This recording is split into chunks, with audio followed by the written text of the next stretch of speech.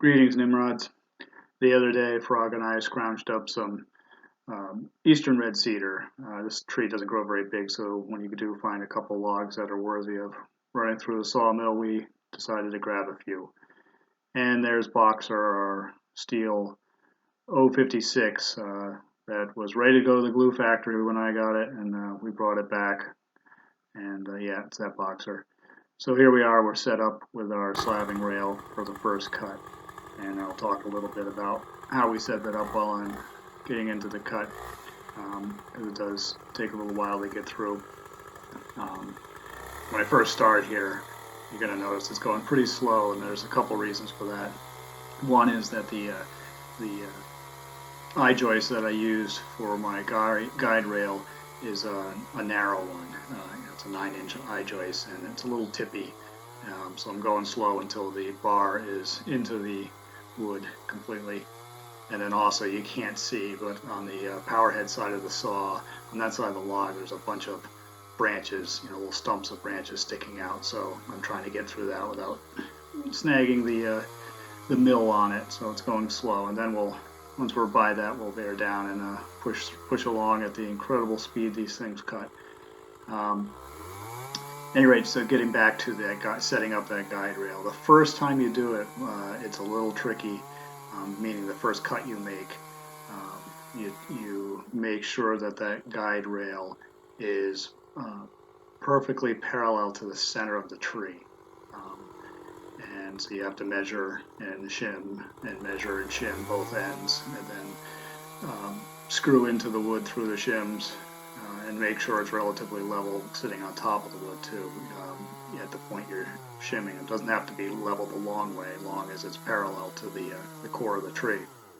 So we did all that, and that probably took 20 minutes, so that's something I was not going to put in the video.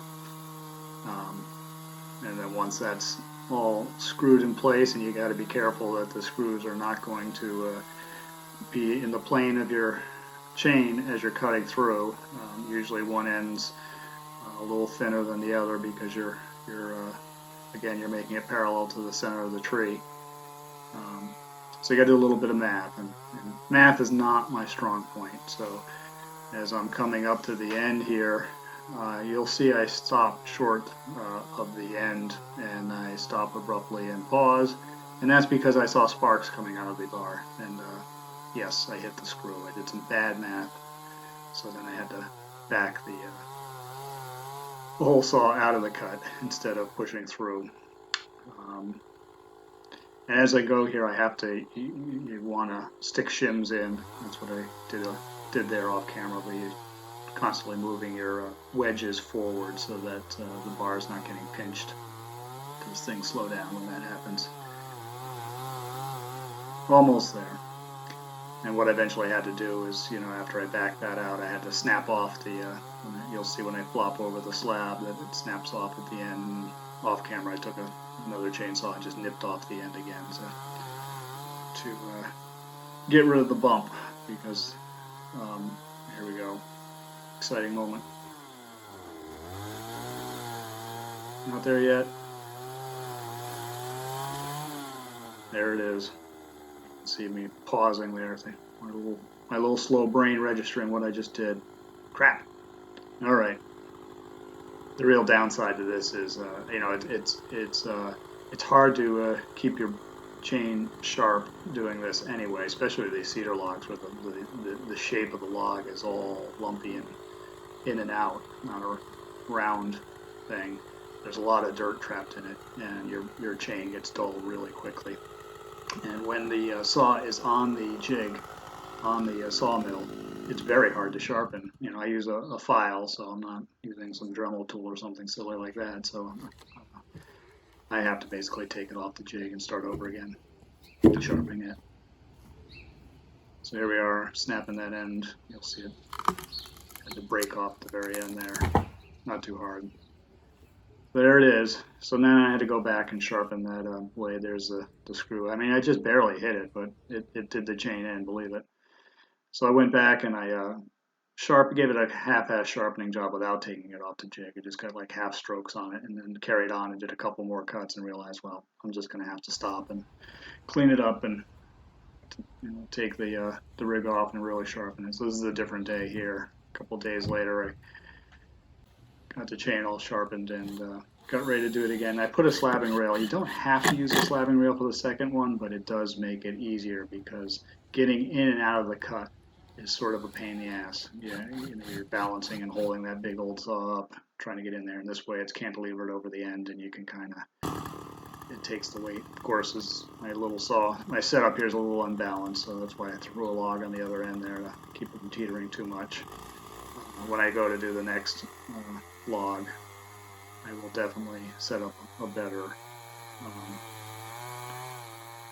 stand for it. I thought this would be nice because I'd be off the ground. A lot of times when you're doing this, you're really close to the ground and you're basically on your knees. It's not very fun.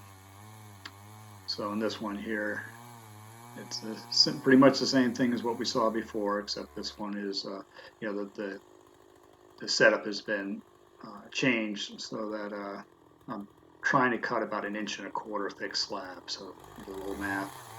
These things really aren't set up that well for this. The guide bars or the bars that adjust the jig relative to the bar have graduations on them, but if you use them, it won't work because they have graduations on them, but they weld the thing together, and I don't think they put they take that into account. So they're very, very rough. They're about 1/4 inch difference, so you can't use them.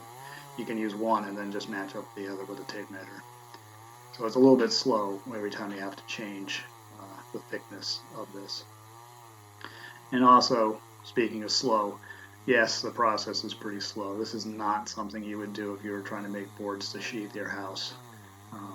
I suppose it's better than sawing it by hand, but really, if you're going to do any serious production, even for building your own house once, you'd be better off getting a bandsaw mill.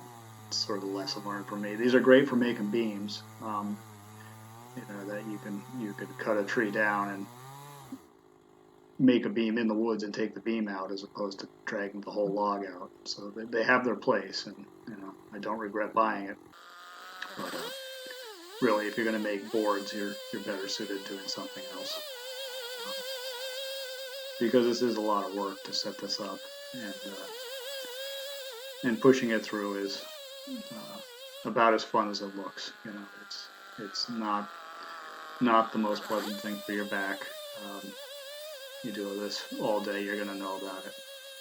And these boards are about 7 feet long, and they take about 5 minutes per cut, assuming the chain is sharp. And then it takes about 10 minutes to sharpen the chain. So, and you could, you might get 3 cuts in this particular wood, again, because it's a cedar and has that uneven bark that you really can't clean off. And I did. I went and I brushed it all off. But, if this was a round tree, you could take a wire brush to it and really clean off the sides and probably get a couple more cuts than you would with this. I gotta remember to shim this up before I try to take the jig off the end there every time I find myself trying to think it's just going to push through and it's not. The bar is going to get pinched and you need to shim it up again. So there you go. Some cedar slabs will make some nice closet shelves, and actually the next log I do, I'm just going to make a beam out of that we can run through the table saw and make a bunch of slivers to line drawers with or whatnot. Because this is pretty stinky cedar. This is what you would make your closet cedar shelving out of. This is the traditional cedar that in the Northeast they used for your cedar chests and whatnot. Well, there you go. Hope you enjoyed it. Hope you like it. Give it a big thumbs up. Make sure you subscribe because Nimrod wants you to subscribe. And always happy hunting, Nimrods.